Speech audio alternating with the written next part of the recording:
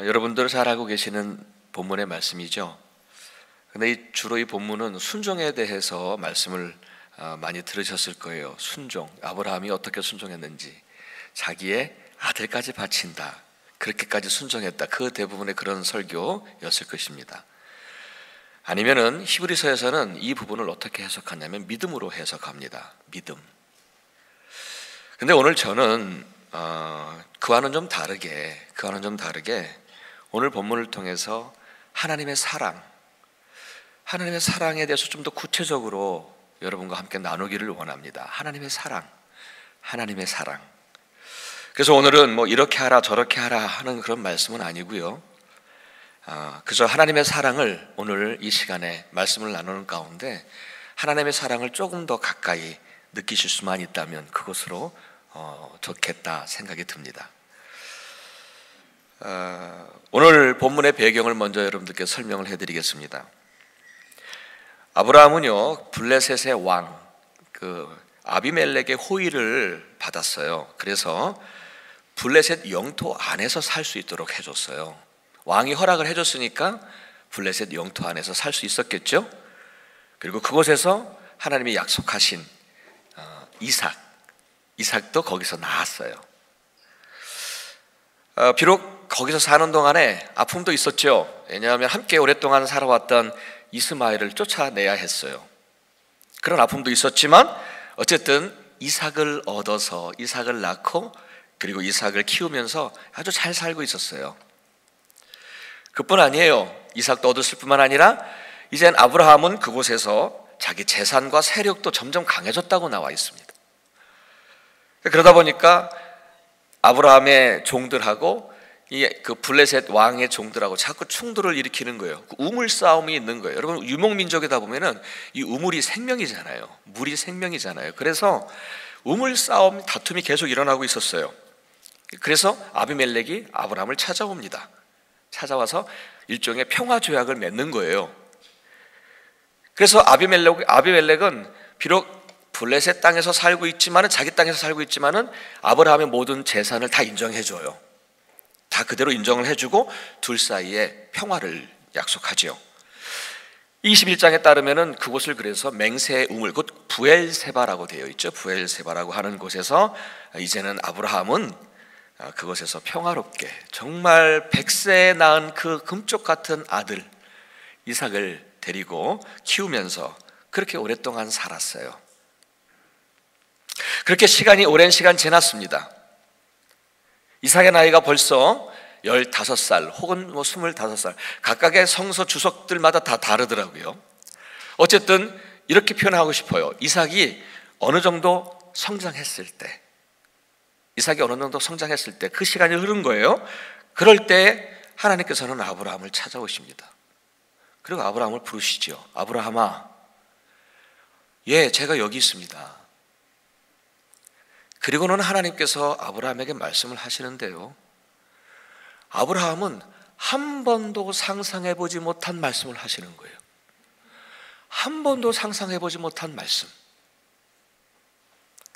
내 아들, 네가 그토록 사랑했던 그 내 외아들 이삭을 데리고 모리아 땅으로 가서 내가 네게 일러주는 산에서 그를 번제물로 바치라. 아브라함은 그날 밤 아마도 한번 생각해 봤어요. 정말 아브라함은 어땠을까? 근데 아브라함은 그날 밤 아마도 잠을 이루질 못했을 거예요. 적어도 아브라함이 저와 같은 사람이었다면 그날 밤 도저히 잠을 이룰 수가 없었을 것입니다. 수없이 갈등하고 수없이 자기가 가지고 있는 그 믿음조차 흔들릴 것이고 정말 표현할 수 없는 마음의 고통 속에서 엎치락 뒤치락 했을 거예요. 아마도 이렇게 하나님 앞에 부르짖었는지 몰라요. 아니, 하나님, 어떻게 이럴 수 있습니까? 지금까지 하나님이 주신 이 귀한 아들, 그리고 축복으로 주신 이 재산들을 누리면서 행복하게 살아왔는데, 지금까지 이렇게 살아왔는데, 아니 이제 와서 정말 이해할 수 없는 고통을 주셔야 하는지요. 어떻게 이렇게도 내가 사랑하는 내 아들을 먼저 데려가시겠다 하십니까? 내가 무슨 잘못했나요? 내가 무슨 하나님 앞에 잘못한 죄가 있나요? 하나님 정말로 이해하기 어렵습니다 라고 얘기했을 것 같아요. 이렇게 그날 밤 아브라함은 정말 표현할 수 없는 그 고통의 과정을 지났을 것 같아요. 하지만 여러분, 그 다음날 아침 아브라함은요 하나님의 뜻에 순종하기로 작정합니다. 내가 다시 믿음 안에서 하나님의 뜻을 신뢰해야 되겠다, 하나님을 신뢰하기로 그렇게 마음을 먹고 작정합니다. 끝까지 내가 하나님의 인도하심과 그분의 선하심을 내가 신뢰해야지. 나는 지금 도저히 이해할 수 없는 이러한 상황이 왔다 할지라도 나는 끝까지 하나님을 신뢰해야지. 내가 내 사랑하는 아들이 병상에 누워서 죽어간다 할지라도 내가 그 순간에도 내가 하나님을 끝까지 신뢰해야지. 사랑하는 여러분, 이것은 아브라함의 가정에서만 일어나는 일이 아니더라고요. 오늘날도 수많은 가정들이 사랑하는 자녀들을 먼저 하늘나라로 보낸 이들이, 그런 부모들이 참 많이 있는 것 같아요. 정말 상상만 해도 너무 고통스러운 일이지요.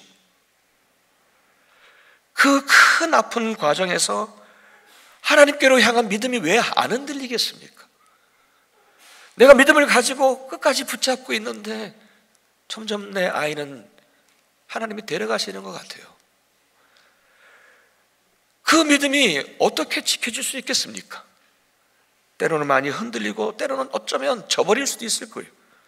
그만큼 어렵고 고통스러우니까. 그런데 여러분, 그 상황 속에서도 이 아브라함은, 그 상황 앞에서도 이 아브라함은 하나님을 끝까지 신뢰하기로 작정합니다. 다윗이 그랬거든요. 다윗이 이런 고백을 해요. 하나님을 끝까지 내가 신뢰하기로 내 마음을 확정했습니다. 여러분, 다윗을 잠깐 생각해 보죠. 다윗은 이미 오래전에 사무엘 선지자로부터 이스라엘의 왕이 될 거라고 하는 기름 부음을 받은 사람입니다.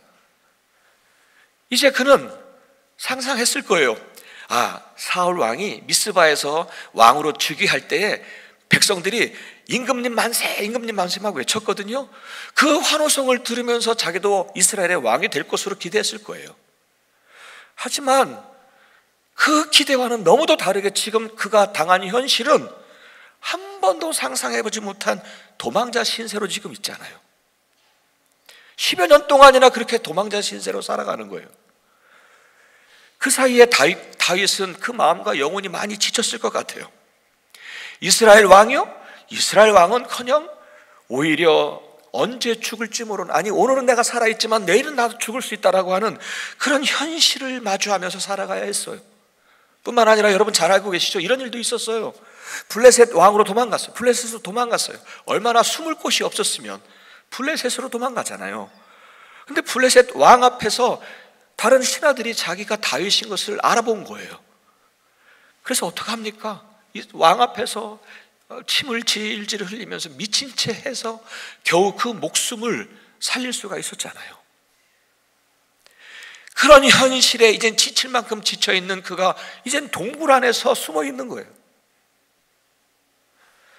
동굴 안에 숨어 있으면서 자기가 흔들리는 자신을 바라본 것 같아요. 언제까지 이럴까? 언제까지 이래야 되나?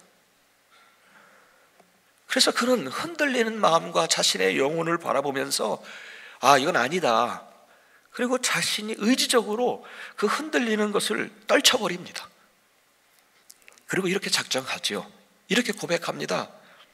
주여, 내 마음이 확정되고 확정되었습니다. 이제는 내가 노래하고 찬송하기로 작정했습니다. 내가 지금 지쳐 쓰러져 있는 내 영혼이지만 내 영혼아 깨어나라. 이젠 새벽이 왔으니 깨어나라. 내가 주께 감사하고 주님께 찬송하겠습니다. 하나님의 영광이 온 땅에서 높아지기를 원합니다. 여러분, 이것이 아브라함이 처했던 그 상황 속에서 자신의 마음을 붙잡고 하나님 앞에 확정하면서 드려지는 이야기. 사랑하는 여러분, 우리들 앞에도 힘든 현실이 왜 없습니까? 이해되지 않는 상황을 만날 때도 있습니다. 아니, 또 혹은 여러분들 가운데 내가 지금 이해되지 않는 상황들 속에서 오늘도 지나고 있는지 몰라요. 그래서 지쳐가고 있는지도 모르겠습니다. 그러나 여러분, 다윗처럼 여러분의 마음을 확정하고 또 확정하시기를 축복합니다. 하나님을 끝까지 신뢰하기로, 하나님을 끝까지 잡기로. 그분의 인도하심과 그분의 선하심은 정말로 나에게 변함이 없다고 하는 그 하나님의 신실하신 그분의 사랑을 끝까지 신뢰하기로. 그리고 여러분, 다윗이요 참 잘하는 게 있어요. 뭐냐면 여러분 시편에 보시면은 그래요. 내 영혼아, 하나님 앞에서 좀 잠잠해라. 그분의 도우심을 바라라. 내 영혼에게 말하는 걸 잘해요. 여러분 힘들고 어려울 때 내 영혼에게 말씀하세요. 내 영혼에게 말씀하세요. 내 영혼아, 쓰러지고 지쳐있는 내 영혼아, 이젠 하나님을 끝까지 신뢰하는 그 믿음 안에서 깨어나라. 그 믿음 안에서 일어나라. 그리고 믿음에 감사하자. 그리고 믿음으로 찬송하자. 여러분의 영혼에 자꾸 말씀을 하세요. 여러분 그거 아시죠? 내가 말하는 걸 내 영혼이 듣고 있어요. 그래서 내가 말하는 것이 부정적이고 내 말하는 것이 절망적이면 내 영혼이 굉장히 다운이 돼요. 다윗은 그래서 그걸 너무 잘 알기 때문에 다윗은 결코 그 말 속에서 부정적인 얘기하지 않아요. 절망적인 얘기하지 않아요. 내 영혼까지 고통스러워하니까 오히려 내 영혼아, 잠잠히 하나님만 바라라. 내 영혼아, 이제 깨어라. 이제 하나님을 끝까지 신뢰하자. 사랑하는 여러분들, 여러분들의 영혼들에게 자꾸 말씀하십시오. 내 마음이 확정되었다. 이렇게 도저히 이해할 수 없었던, 그래도 하나님의 인도하심을 신뢰하기로 작정한 아브라함은 이제 조금도 지체하지 않아요. 사랑하는 아들 이삭을 바라보면 자꾸 마음이 약해질 것 같으니까, 믿음이 흔들릴 것 같으니까 조금도 지체하지 않아요. 바로 그 다음날 아침 일찍 일어납니다. 아침 일찍 일어나서 그런 나귀의 안장을 지우고 2명의 종들과 아들 이삭을 데리고 번제에 쓸 나무를 지고 그리고 모리아 산으로 떠나게 되죠.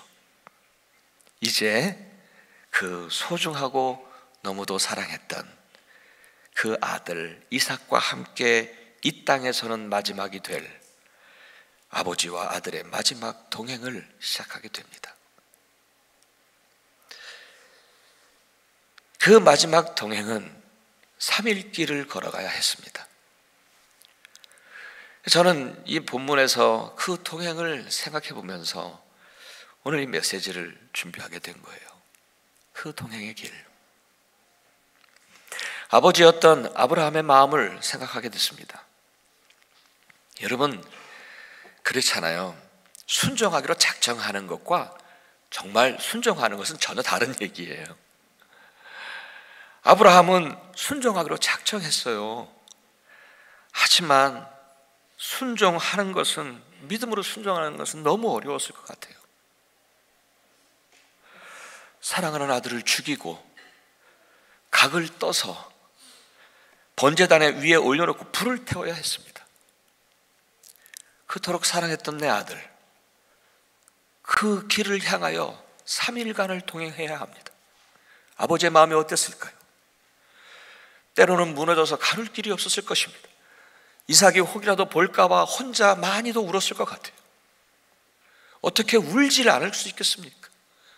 내 아들이 이제 하나님 앞에 가는데, 마지막 동행의 길인데 얼마나 아팠을까요? 이 부분에서 사실 저는 저의 아버지를 생각하게 됐어요. 제가 군에 입대하던 날이었어요. 이런 기억이 있어요. 제가 이제 군에 입대하던 날이었는데 저는 춘천으로 소집이 됐어요. 그래서 춘천을 가려면 옛날에 그 당시에 서울에 동서울 터미널이라고 있어요. 요즘에는 모르겠어요. 동서울 터미널에서 직행버스를 타고 춘천으로 가야 해요. 저는 평택에서부터 동서울 터미널까지 혼자 가고 싶었어요. 근데 자꾸 아버지가 굳이 동서울 터미널까지 따라오시겠다는 거예요. 제가 아버지하고 가까운 편이 아니라 아버지를 굉장히 어려워했거든요. 그런데 이 좁은 차 안에서 얼마나 불편하게 갔는지 몰라요. 너무 불편했어요. 어색하고 막 이랬어요. 근데 2시간 동안에 그리 말씀도 안 하시고 저도 말도 서로 관계가 살가워야 뭐 이런 말 저런 말 하죠. 거의 말도 안 했거든요. 근데 그 얼마 안 되는 말조차 기억이 안 나요. 무슨 말을 했는지. 그렇게 어려웠어요. 그런데 저희 아버지는 2시간 동안 그 동서울 터미널에 도착하는 그 시간 동안에 아버지는 저에 대해서, 아들에 대해서 많은 생각을 하셨던 것 같아요.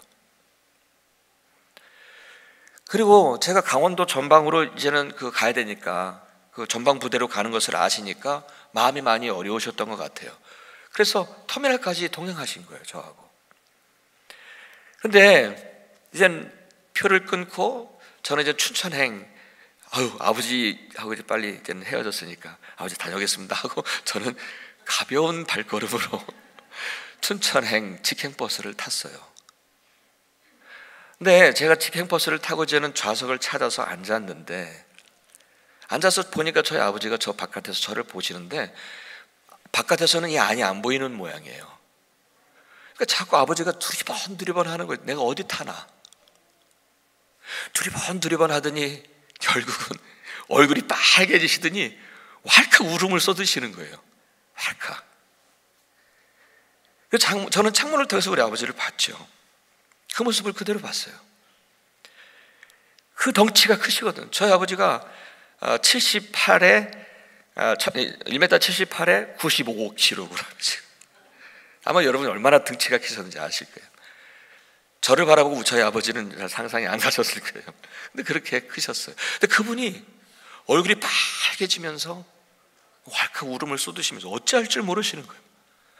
나중에 들은 얘기입니다만은 사람들이 볼까봐 막 창피해가지고 이리저리 터미널 피하면서 터미널 빠져나와서 다시 집으로 내려오는 길에 운전하기가 어려우셨답니다. 너무 우셔서. 아버지의 마음이에요. 아브라함은 얼마나 더 힘들었을까요? 2시간이 아니라 사흘 동안 아마 잔인하리 많지 그 마음은 아팠을 것 같아요. 그런데 여러분, 그 후 오랜 시간이 또 흘러서 똑같은 상황이 재현됩니다. 똑같은 상황이. 너무도 소중한 사랑하는 외아들, 독생자를 십자가에서 각을 떠야 했던 그 하나님 아버지의 마음. 아브라함과 비교해 보니까 너무 비슷하더라고요. 먼저 아브라함은 이삭을 모리아 산에서 번제물로 드리려고 갔잖아요. 이 모리아 산은요, 지금도 정확한 위치를 알 수 없답니다. 그러나 모리아 산이라고 하는 명칭은 성경에서 2번 나와요. 하나는 바로 오늘 본문에서 나오는 거고, 2번째는 또 한 곳은 역대하 3장에서 나와요. 근데 역대하 3장 1절에 따르면 모리아 산에서 거기에다가 솔로몬이 성전을 지어요. 솔로몬은 예루살렘 모리아 산에 주님의 성전을 짓기 시작하였다. 모리아 산에 성전을 짓는 거, 예루살렘. 아브라함은 이삭을 데리고 간 곳이 바로 예루살렘이었어요. 그 안에 있는 모리아 산, 예루살렘으로 간 거예요. 바로 예수님이 그곳에서 십자가에 달리신 바로 그곳이잖아요. 아브라함이 이삭과 함께 사흘길을 동행하며 모리아 산에 도착을 했는데, 하나님은 예수님과 함께 3년의 공생의 기간 동안에 마지막 동행을 하시며 그리고 예루살렘의 골고다 언덕에 올라가신 거죠. 그리고 그 소중한 이삭과 함께 모리아 산에 동행하면서 아파했던 아브라함의 마음처럼 우리 하나님의 마음도 그렇게 너무너무 아프셨을 것 같아요. 그리고 골고다 언덕 위에서 십자가에서 당신의 사랑하는 아들을 각을 떠야 했던 그 고통의 신음소리를 들으셨잖아요. 아버지, 어찌하여 나를 버리셨습니까? 아마 예수님의 고통보다 어쩌면 아버지의 고통이 더 컸을 것 같아요. 여러분, 고난주간에 늘 접하는 영화 Passion of Christ라고 하는 거 여러분 보신 분들 계시죠? 근데 그 영화의 마지막 부분에 예수님이 운명하시고 나서 하늘에서 물방울 하나가 떨어져요. 땅에 떨어지는 그런 장면이 나와요. 그것은 하나님의 눈물이었다는 거죠. 성경에서 십자가에서 예수님이 운명하신 순간에 해가 빛을 잃고 온 땅이 어둠에 깔렸고, 그리고 땅이 흔들리고 바위가 터졌다라고 하는 기록이 나와요. 어쩌면 그것은 하나님께서 흐느끼신 것이 아닌가 싶습니다. 아버지로서 그 사랑하는 아들을 십자가에서 각을 떠야 했던 그 아버지, 그것을 생각하니까, 그 하나님의 아버지의 마음을 생각하고 나니까 사도 요한이 했던 그 성경 구절이 더 가까이 다가오는 거예요. 하나님이 세상을 이처럼 사랑하사 독생자를 주셨으니, 하나님이 저와 여러분을 이처럼 사랑하셔서 독생자를 주셨으니, 그 소중한 아들과 바꾼 그 사랑으로 하나님은 저와 여러분을 사랑하고 계십니다. 아멘. 그래서 사도 바울은 이렇게 말합니다. 로마서에서 자기 아들을 아끼지 아니하시고 모든 사람을 위하여 내어주신 그 하나님, 그 엄청난 사랑을 우리가 받았지 않는가? 그 표현할 수 없는 사랑을 우리가 받았지 않는가? 그래서 우리가 살았지 않는가? 그런데 그 사랑은 세상의 그 어떤 것도 우리를 그 사랑에서 끊을 수 없을 것이다 라고 말합니다. 여러분, 그 사랑이 너무 강렬하니까 그렇잖아요. 어떻게 내 아들을 포기하는 사랑이 약할까요? 그 어떤 사랑도, 그 어떤 힘도 그 사랑을 이길 수가 없는 거예요. 너무 강하니까 죽음조차도, 사망조차도 그 사랑을 이길 수 없습니다.